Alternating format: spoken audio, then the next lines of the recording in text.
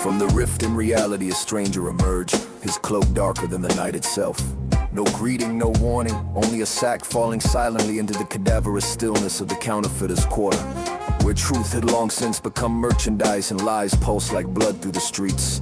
The shards within that sack glittered with frozen memories of futures that should never have been. Those who gazed upon them felt a subtle tear in the fabric of thought, not the essence of things, not mere appearance, but a third flickering entity, seductive and deceptive, blurring perception and reality.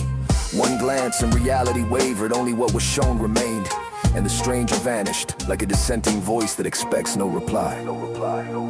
From shadowed corners emerged the masters of dark arts, eyes dissecting the very light. The shards were no simple artifacts, they were instruments of desire, bending minds, clouding reason. They reproduced the shards, not from curiosity, but from necessity. He who shapes desire governs the mind. He who governs the mind unsettles the soul through their hands. The shards attain their true power, companions of seduction, agents that lured the unwary into a labyrinth of illusion. Those who succumbed lost themselves, trapped in a world of lies and unattainable promises. A kingdom began its slow decay, yet its rot was also its breath, the corrupted grace from which the king drew his will.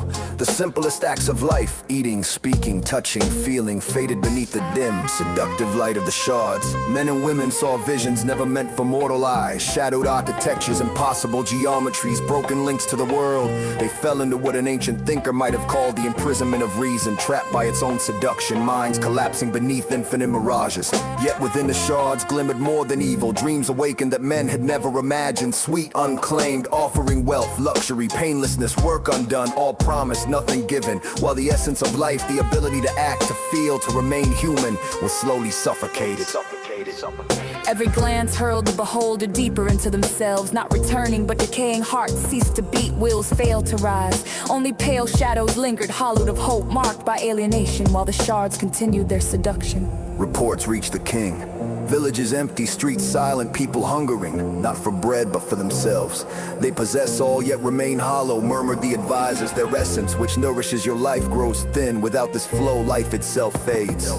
The seven shadows stood faithfully at his side, his right hand, his power, his will. Through the shards they had discovered a way to drain the essence of men, the lifeblood, the inner light, the vitality sustaining the king. Each glance into the shards, each moment of seduction, robbed the people of themselves, strengthening the king's grip. The kingdom transformed.